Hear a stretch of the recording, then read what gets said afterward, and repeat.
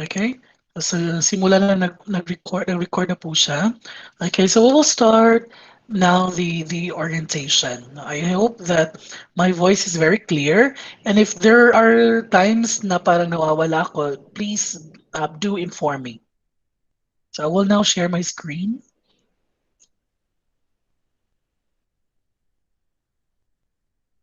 Okay. So once again, good morning, everyone. So this is CP106 Assessment of Learning 2 for the second semester academic year 2020-2021. Okay, I would like to introduce myself first. Once again, I am Fernando Siquete Jr., a licensed professional teacher, and then, of course, a faculty member of the secondary teaching department. And I think I already did mention to you that I was just hired recently, no, year 2019. Okay. Um, RG would say this is my ResearchGate account where you can actually see some research outputs coming from people from the academy. Of course, my Facebook account. I do have. I actually have. If you're gonna search me through Facebook, you can actually see three accounts. The other one hindi ko na siya ma-open, and then yung isa, which is I also have my full name. That is my second account, and of course this is my third account. Okay, yung naka-project, that is my third account. And then of course I have my Instagram, my email address. Although I have a lot of email addresses, no, but I mainly use, since I am part of the MSU main campus, I am using now my msumain.edu.ph. Since I am also a student in MSU IIT, I also have account wherein embedded po siya sa MSU IIT. But then again, my primary account would be that one. And then I also have my link account and of course my Twitter. Okay. Again, this is my full name. That is Fernando Rebecoy Sicati Jr. or Fernando R. Sicati Jr. O para lang sa, especially sa mga advice ko dito, okay, by the time you will be writing my name to somewhere, no, so make sure to write it properly, no. Um, you really have to write it properly because at least man lang yung kumpletong pangalan alam niyo, no, sa teacher ninyo. So make sure by the time you will be having your class orientation, or ano ba, yung mga klase ninyo, please do not allow yourself na by the end of the semester, hindi nyo alam yung full name ng teacher ninyo. Okay? So make sure to ask the full name of your teacher. And then of course, you can call me Sir Fern. I would prefer, I would actually prefer you calling me Sir Fern and Sir Fernando, no? So baka ma-stress kayo sa Sir Fernando. And hindi ko muli niya basta tawagan kong Sir Fernando. Okay. So that is Sir Fern. Okay. So we will be talking about here the subject mechanism. Of course, this is our classroom, no? Because of the pandemic is actually is still working on, very alive, very kicking. No, the virus is still there. We actually have, I think, as of the moment, we have two variants of virus. I believe so. We have the UK variant, and of course, we have the African variant of virus. So we are still working on it. No, apart from that, although the yung isa sa mga siguro na naging ano ba yan? Naging resulta ng pagdating ng pandemya is actually the system of education, the way we deliver our lesson. So because of this pandemic, nagiging online tayo, nagiging virtual na lahat. By the way, excuse me.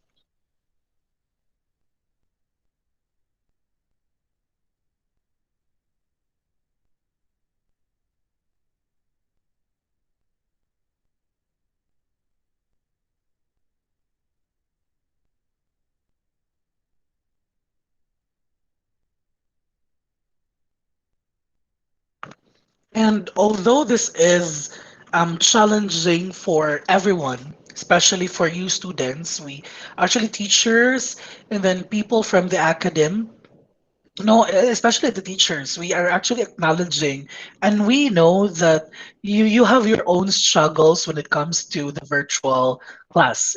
Do you have any struggles, ba? Are you experiencing struggles, everyone? Yes, sir, of course. Yes po, sir. That is very clear, no? Especially sa especially sa internet connection pa lang, and then the resource. Actually, mainly talaga yung the problem here. The main problem here is actually the resources, no? And the teachers are actually acknowledging it.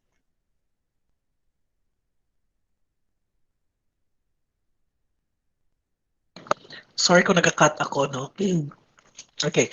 Um, and as much as possible, the teachers are also working on how to lip the problem, no? Kung paano ba maibsan ng konti yung mga problema. But then again, please children that although we really have problem, really have to do this, no?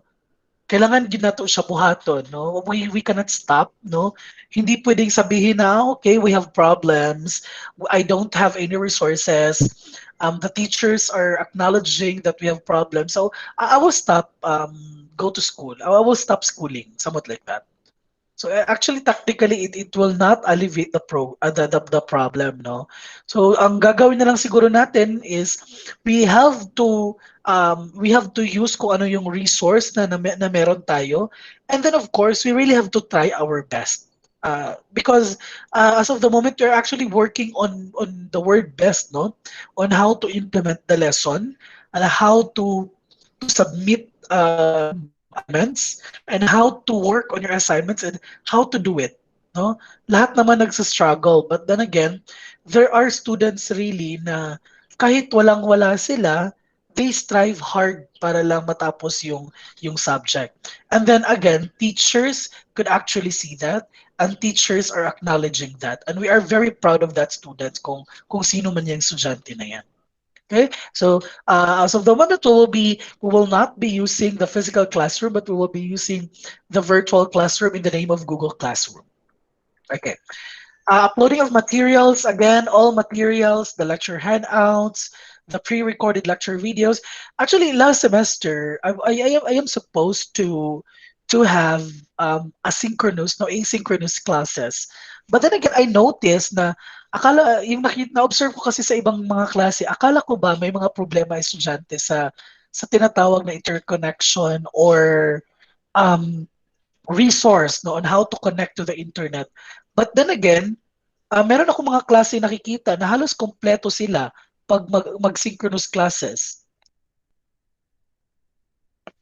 And then, na yung accreditation, dumating yung accreditation, and there are a lot of students complaining bakit hindi nag-lecture si teacher. Parang ganyan.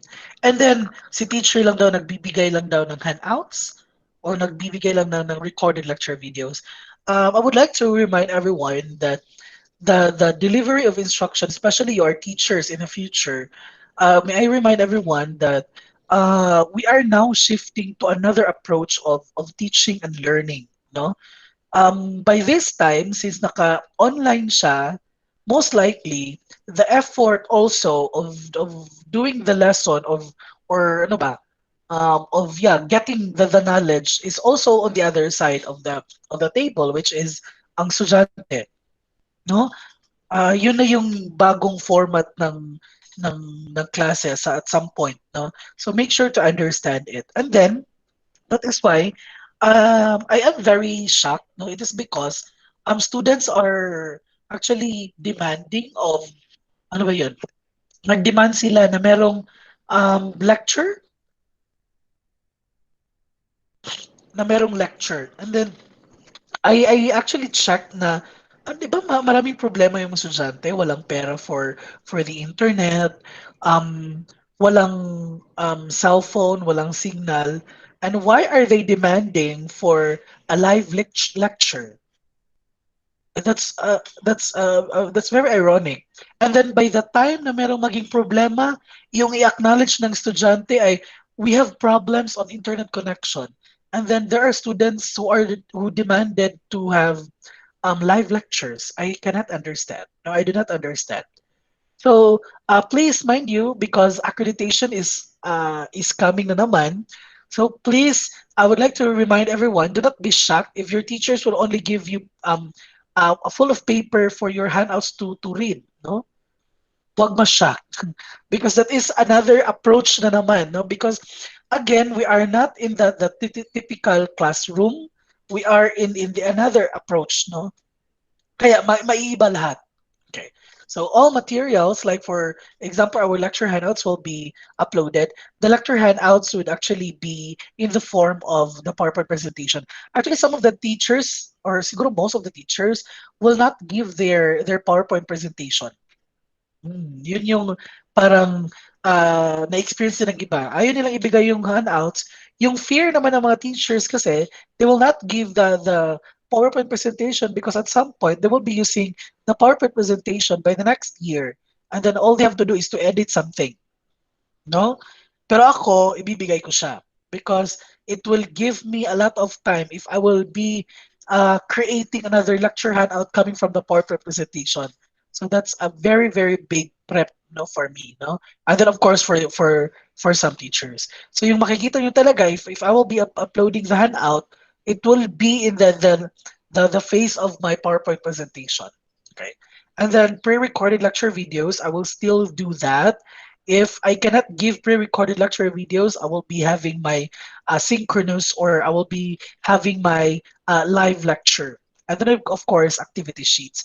Mind you, everyone, that although I will be uploading in two formats. I will be uploading a Word document at the same time. I will be uploading it in PDF. But then again, by the time you will be answering, no, and then you will to submit your um,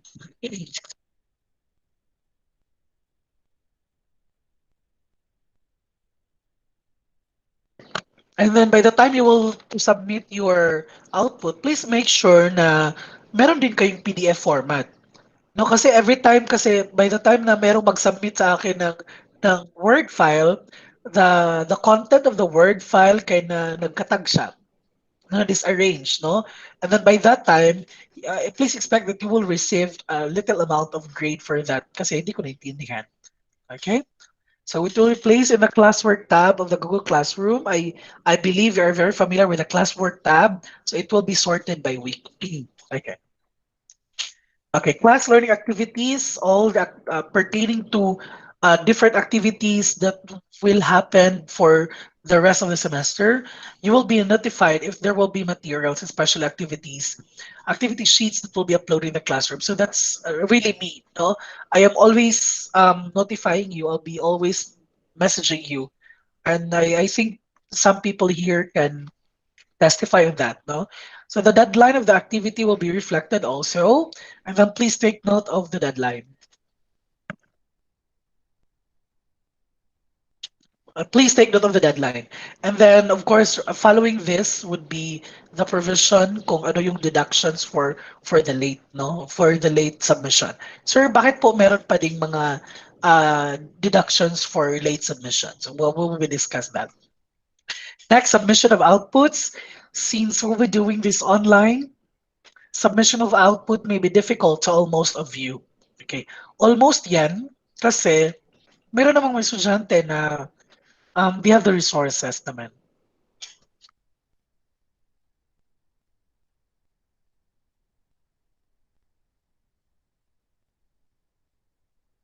Okay, thus in submitting your output, you may use any means applicable in every submission. So yung mga any means, I will be providing you kung ano yung mga any means yan ha. Okay. Initiatives are very important, especially this time. I really love those students. Actually, last semester, I observed and saw students. I observed students na very high on initiatives. No, na sir, I will be doing this. Sir, instead of kuan sir, I will be doing this kasi wala man good meaning, sir, I cannot do this, or pwede ba? Somewhat like that. No, their arrangements, and then yun din yung nakikita natin sa mga estudyante na okay, they really wanted to submit it, no? Meaning to say, if you want to submit, meron talagang way talaga. But if you don't want to submit it, marami talagang rason. For that, please make sure to read the instructions. That is reading instruction is very important. And then I think last semester, ito yung naging problema din. Okay? Kasi most of you are not reading instructions. I do not know no kung hindi nyo ba naiintindihan yung words na ginagamit ko during the construction of the instruction, but then again, the instruction is very clear. And then, sana naman kung hindi niyo masyadong naiintindihan yung instruction, you do ask me. And then I will reply to it, no? But then again, there are times that hindi talaga ako nagre-reply ng mga messages, no? Yung mga questions kasi nga, the instruction is very clear. The answer of the question is very obvious. No, hindi pwede. So please, you really have to read the instruction. And then of course, cheating is a big no-no. Meron talaga mga estudyante na nabigyan ko talaga ng zero. I am so sorry. It is because they have, kasi nga, internet, please, children, please, do not forget that siguro para sa inyo, it is very easy to copy anything coming from the internet. Do not forget also that it is very easy for us teachers to see or then to check if the answers are legit or coming from you. If you have internet connection to copy ideas from the internet, we also have internet connection to check it. Dali ra kay ra siya. Unsaon na mo siya pagbuhat mo ng yung iba, nasa-shock talaga.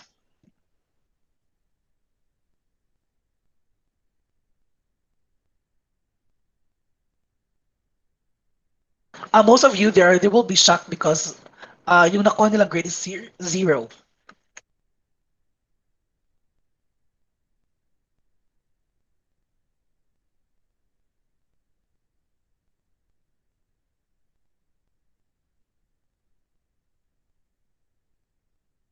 Okay. Huh? I sorry. I'm sorry, ha, kay I have my my throat problem, something. Okay. Um, that is why yung mga estudyante, they will be shocked na nakakuha sila ng zero automatically. Yeah, ang napakadali lang sa aming children, no? How to do it? We just have to copy your answer and then paste it sa Google. Di ba? Ang dali. So make sure please do not allow your name to be used in vain. No, wag naman, no? Sayang. So please make sure that if there will be essays, if there would be questions needed to answer, please read muna sa internet, and then coming from the internet, kung ano yung naintindihan, that's the time that you will write your answer. Do not copy kung ano yung sa internet. I'm sure I hope that is very clear. And by the time you will get an idea coming from the internet, please do not forget to cite your resources. Deadline. So I am providing here provision for the deadline. Make sure to read the instruction whenever there will be new uploads of materials. Take note of the specific direction that will be given in every activity or quiz. In your classroom, the due date of the activity will be indicated. So make sure to take a list so that you won't forget the things that you are to submit. So late activities will still be accepted with deductions. Ayoko yung hindi na giving consideration is actually very nice for this time of pandemic. Kaya yung iba, okay lang na late mag-submit kasi teachers, they knew that teachers will still accept their output. And as for my side, it is very okay. It is very okay kaysa naman zero ka ng activity. Okay? So I will still accept your activity late submission, but then again, it will incur deduction. Okay. So ano yung magiging deduction? Sir, bakit po merong deduction? Kasi nga, kung walang deduction, ay murag unlimited. Murag ka mo ang magbuot kung kano sa mo mag-submit. That is not good. Okay? So I will still accept your output with deductions. Again, yung gi-emphasize ko last semester sa mga estudyante ko, this is to deal with the term fairness. Kasi yung ibang estudyante, nagsasabit talaga sila before the deadline. So, para naman maging fair, so we will be having deductions. And then there will be a 2-point deduction per day. Clear? Clear ba sa lahat? Opo, Yes, Yes, sir. sir. sir. Yes, sir. Okay. Very good. Okay. Next, okay, this one, ito yung mga sinasabi kong saan niyo pwedeng i-send yung mga outposts ninyo. I do have this class. No, actually, meron na parang na-inform na lahat, no, na pwedeng mag-send sa Telegram. And I really love it because Telegram, you can actually upload heavy materials no sa Telegram. You can actually upload their videos, PowerPoint presentations. 'Di ba? Kasi sa Messenger 25 MB lang yung limit ng Messenger. If you are to send it also to Gmail, the default there is 25 MB also. Paglalagpas yan ng 25 MB, you will be provided with a Google Drive link. Okay. At then yung iba, parang meron pang problema sa Google Drive link kasi hindi masyadong marunong paano gagawin yung permission type. No? Kung isi-share ba, naka-restrict ba. Kaya meron talaga akong nabigyang zero kasi nga hindi ko ma-open yung output niya because she was using Google Drive link and hindi niya alam kung paano yun gawin. And then of course, by default, we'll be using Google Classroom. No? Sa lahat ng mga estudyante dyan, kung kaya namang i-upload sa Google Classroom, please upload it sa Google Classroom. No? Kung saan nalagay yung activity sheet. Okay? Why? Because para hindi magkakaproblema during checking of your activity. Kasi nga, yung iba, kaya siguro kay tapulan lang siguro kayo mag-send sa Google Classroom, dili mo try. Ang uban, isa nila sa ako ang messenger. And then haler, hindi ko kaya yan ma-remember. I have more than 200 students and then di po siguro ka-artista para ma-remember na ako nga ikaw si Portolano nag-send ka niya sa messenger. Di ba? So, please be remember that during the checking of your outputs, sinabi ko talaga na by the time na mag-submit ka ng output na labas sa Google Classroom, make sure before you turn it in, di ba? Kailangan yung kasi children ha, like for example, you submit it sa Telegram, mag-turn it in gihapon mo, na mag-submit gihapon mo dito sa Google Classroom. Okay? I-turn it into siya, and then right after that, you comment. Sir, sir, this activity was submitted to Telegram. Sir, this activity was submitted to your messenger. Sir, this activity was submitted to your Gmail. So dapat merong comment doon, private comment. I'm sure you are very familiar with that, no? So kailangan siya para by the time I will check your output, automatic kasi yan, no? Pag wala akong makitang output na naka-attach sa Google Classroom, automatic zero. Ma-shock na lang kami. Ngunit ka nga, Sir, bakit po hindi niyo po na-check ito na meron pa akong output ito? Sir, bakit hindi niyo po na-check na sinend ko man sa Telegram? O alam ko ba? Di ba?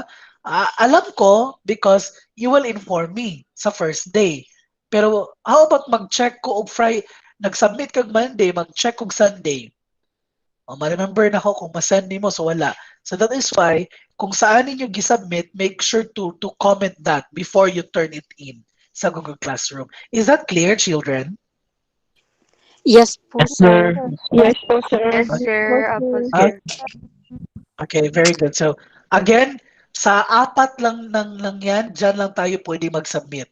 Huwag na sa iba, please, no? Because kung marami pa tayong kung marami pang platform that we will be using, hindi ko na alam kung saan nahanapin yun.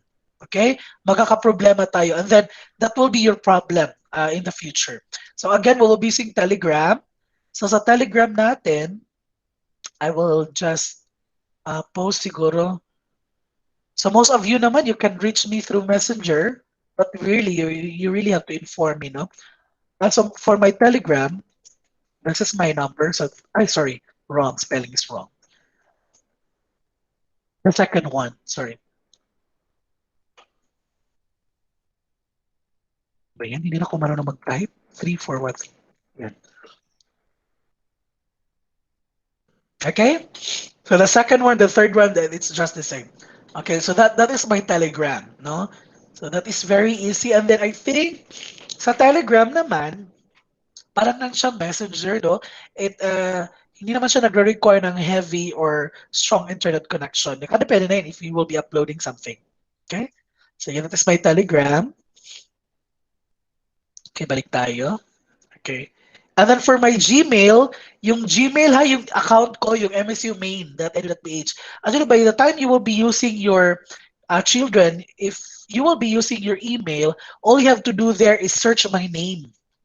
Yung mga email ninyo as a student, especially yung student account ninyo, all you have to do is search my name and then lalabas yan na fernandojr.siquete@msumain.edu.ph. So that is better. Okay. Next. Yeah, of course, honesty is the best policy. Itong quotation na to, ito yung always na nakakita ko during my elementary years and even high school years. 'Di ba yung sa classroom natin meron nakapaskil diyan sa taas ng blackboard natin ng mga quotations. And that is this is a very cliche na quotation. Honesty is the best policy. This is very common, and I think this is explicitly included sa Quran sa Islam people, no, about honesty. And this is very negative. It is actually very negative na connotation if you will be doing this act, no, the dishonesty. Okay. And now is no time to think of what you didn't have. Think of what you can do with what there is. So this is according to Ernst Hemingway, no. Ang sabi niya, this quotation uh, is actually pointing on the term initiative, no. Do not think kung ano yung wala ka, but think kung ano yung meron ka and then paano mo siya magagamit. Okay? That is actually initiative, children. Okay, now let's proceed to the core subject. If you have questions, please raise that after the presentation. Okay, CP106 Assessment of Learning 1. This is a course that focuses on the principles, development, and utilization of alternative forms of assessment in measuring authentic learning. Now, sa CPE105 natin, although sa mga CPE105 ko dito, meron tayong mga ano ba, there are times really na wala tayong time to discuss it more because of the accreditation. But then again, this time I will really try my best to do it, no? Kasi parang natapos na namin yung isang semester na nag-online. So parang naka-adapt na kami, no? So parang yun yung what you call this defense mechanism. So what we're gonna do here is remember that during your CP 105 we are discussing about terms. No, we are discussing about multiple choice. We are discussing about evaluation, about the term measurement. What is the term? What is the definition of test, and what is the definition of testing? How do you construct objective type of test? No, the multiple choice questions, the ano pa ba? We also have the short response essay. We also have here our true, false, and so on. So, yun yung nalalaman natin sa CP105, no? Um, Hindi naman kailangan na 100% yun yung matutunan yun agad-agad. At least man lang meron kayong ma-remember sa mga terms na yun. Hindi siya alien for you. So, for CP106, we will be discussing, I would like to inform everyone that the first part of the CP106 will be statistics. Okay? 'Di ba yung sa mga estudyante ko dito ng CP105, you had a glimpse of statistics sa last part na sa tong lesson. Although hindi ko talaga siya na-discuss. So for this CP106, the first chapter will cover statistics. Okay? So we'll be discussing about mean, median mode, the skewness, and so on. We will be discussing all of those things. And then right after that, we will not be discussing about MCQ, multiple choice, and so on na. We will be discussing about rubrics. Kasi the main point of the subject is all about authentic learning. So ano po yung authentic learning? It's all about yung mga paano ba natin i-measure ang dance. No? Then for example, ako sa subject ko, pinakanta ko si Mujahid. No? And then, yung pagkanta, sir, paano po natin yun i-measure na hindi naman yan pwedeng magamitan ng true or false?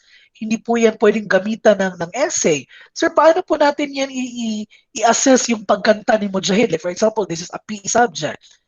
So paano ba? No? Because paano ba children? So that's the time that you will hear the word rubric or checklist. And then this will be the focus of the subject. Okay, so we will be measuring performance, no, mga product-oriented and then process-oriented learning outcomes, as well as, sorry, that is not effective, that is affective, as well as affective learning. No? When we say affective learning, it's more on emotional aspect. No, how can we measure ano ba? How can we measure awareness? So, for example, we have to be aware on the environmental problems. How can we measure awareness, by the way? Somewhat like that. Okay? So, again, this is beyond multiple choice, identification, essay, true or false, and so on. So, students will experience how to develop rubrics. So, this is the time that you will be working on your own rubrics and other assessment tools for performance based and product based assessments. So I hope that the description is very clear to you. Although medyo hindi mo na makuha yung description, but do not worry.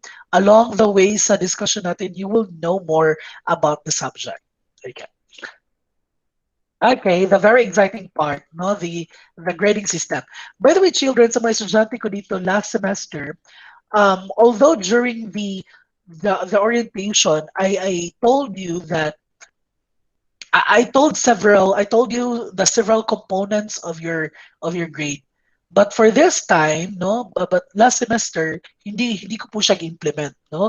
Sa mga nagtanong, ang ginawa ko po last semester is actually lahat ng outputs ninyo, bali add lang na siya, gi-divide sa total, and then the average, that's your grade. Okay? So, this, excuse me.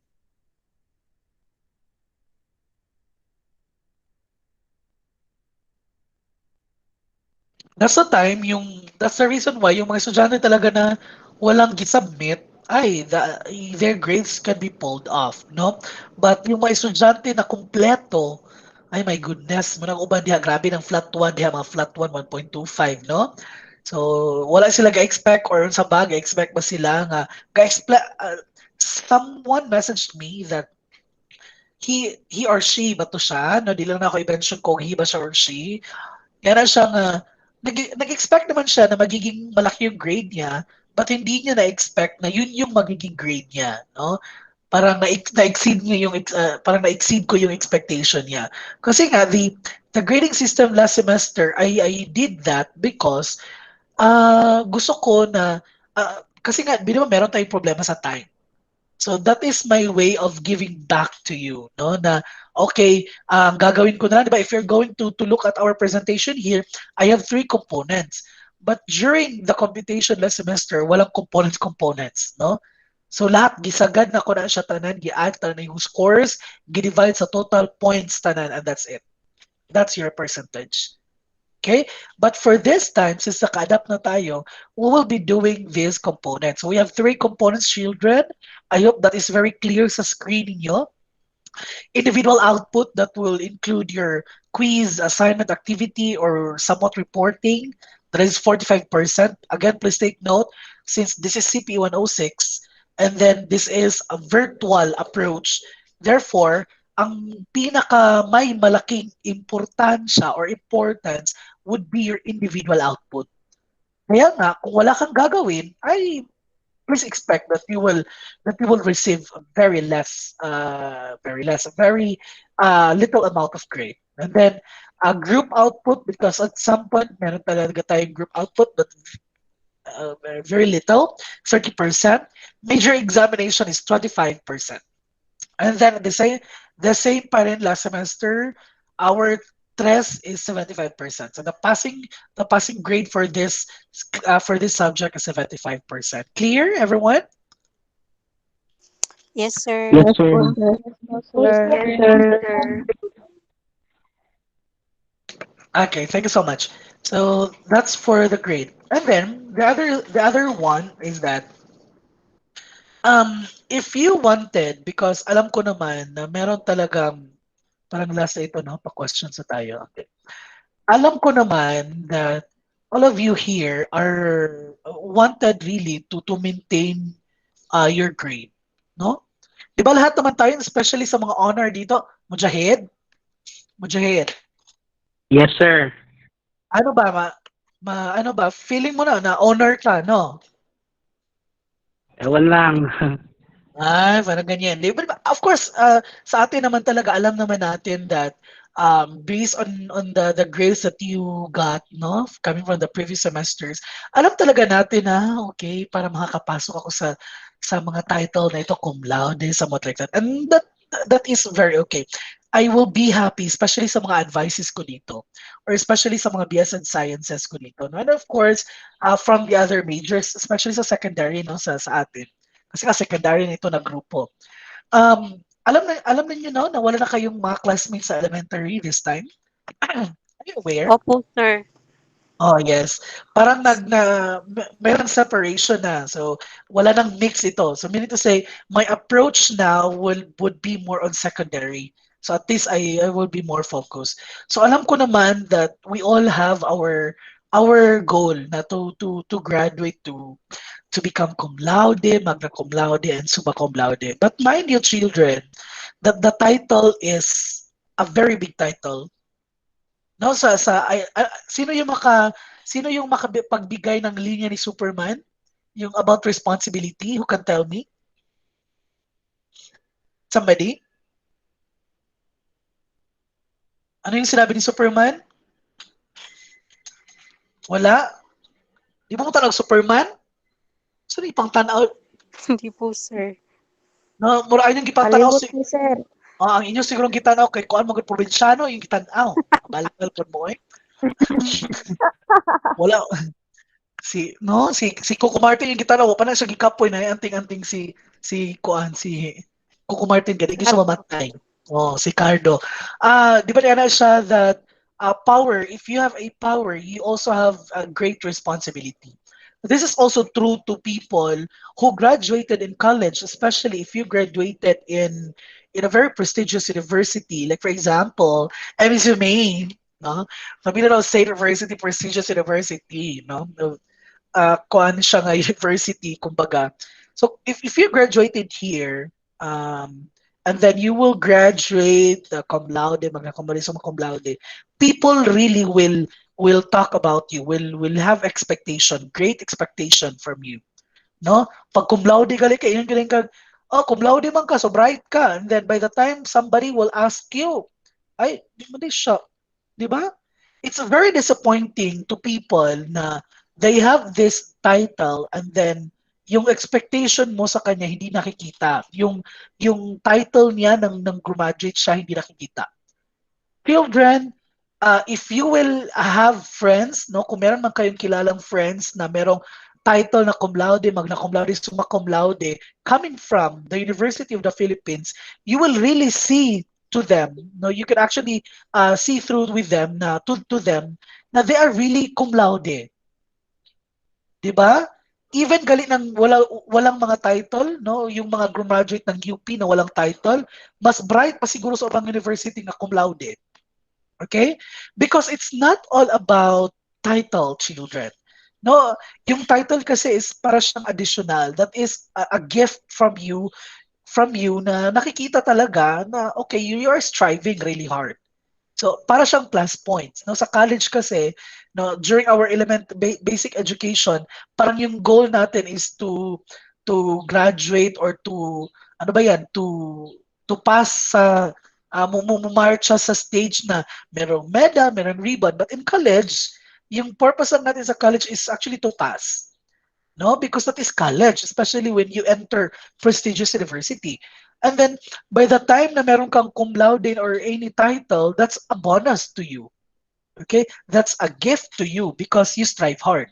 You strive hard, yun siya nga tinuon. Diba? And then that's the time that you will see a bright green siya, no? Kanang somewhat like that.